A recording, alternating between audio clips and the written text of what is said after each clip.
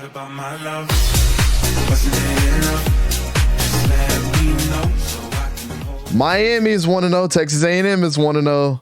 I told that this game has a lot of implications for the ACC and a lot more implications for Jimbo Fisher. And for fishing. Fisher's Yes. like, please. So he was just on the milk curtain. I'm going Miami here. Jordan's like, Are you my serious? son. Yes. I don't remember any of Hold on, these. hold on, I know give me they're the- in the spreadsheet. Are you serious? Yes, I am. I think Leonard Taylor's not going to put up the same numbers he did week 1.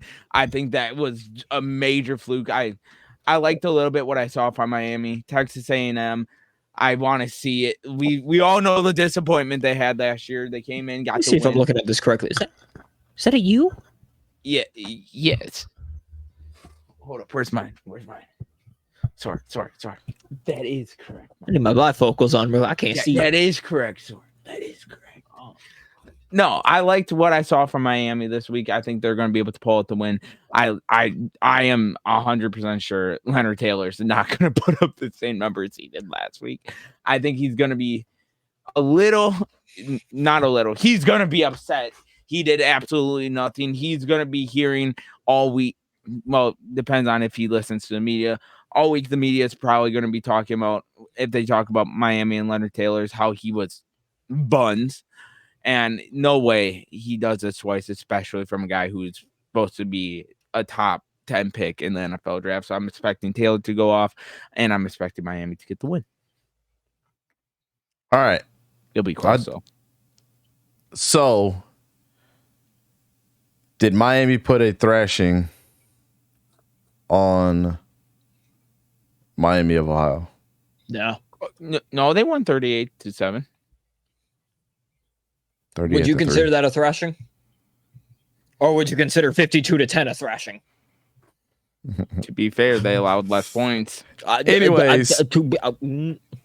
Tyler Van Dyke looked normal, right? Mm-hmm. Colby Young had 79 yards for a touchdown in the air, but that rushing game was absolutely deadly.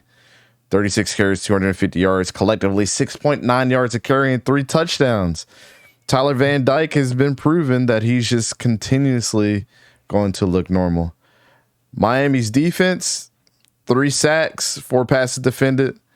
But Texas A&M's defense is ranked 22nd in yards allowed, 222 against their opponents so far. I know they've only played 1 game, so I digress there.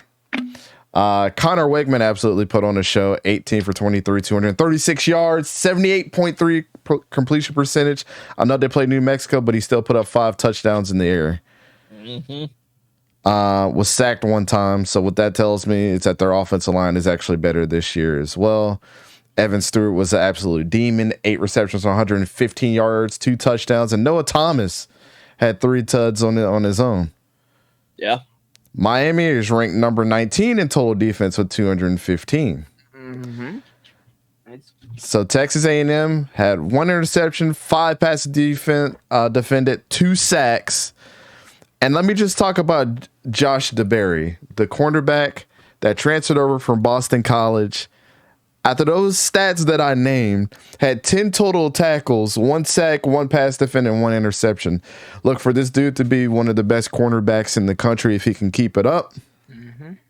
But with that being said, after everything that you heard, give me Texas A&M to come in there. And I think they're going to beat them pretty comfortably. Do we have Vision's picks, by the way? We do. Okay. So I will say that at the end after Sora gives his pick. Yeah, I was just curious. Yeah, I'm gonna have to agree with you here, Dante. I'm gonna have to go with the Aggies as well. Looking at it, Connor Weigman, as you kind of mentioned, 18 for 23, 236 yards, 5 touchdowns through the air. I just want to point out this is a sophomore doing this. I want to point out his 2 receivers. Evan Stewart, the former number 1 wide receiver in last year's class, even as a freshman, was popping off. And now as a sophomore, 8 receptions, 115 yards, 2 touchdowns. True freshman, Noah Thomas, 6 for 74, and 3 touchdowns. That right there is a young core. You've got 2 sophomores and 1 freshman. You guys are going to have those throughout the entirety of the year and then some next year. This is Texas A&M is a very young and dangerous team. And again, like you were saying, Weigman was only sacked once. Max Johnson was sacked 0 times. They put Max Johnson in, and even he was sacked 0 times. So that O-line is very strong. I don't see how Miami's defensive line is going to get to it, especially with your guy Hayden being on the so-called milk carton. Again, looking at Tyler Van Dyke, kind of been exactly what he's been his entire, career of just mediocre at best.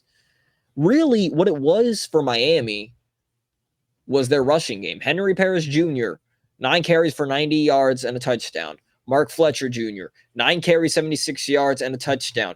A.J. Allen, 9 carries, 47 yards. Donald Chaney Jr., 8 carries, 38 yards. So these 4 running backs alone almost got 10-plus carries. I don't think I need to do math to tell you that's about 40 carries for a running back for 4 different running backs. So it wasn't the passing game that helped carve up Miami of Ohio. It was their running game. I don't think they're going to be able to run against the Aggies like that. I think the Aggies offense is too young and too deadly for Miami.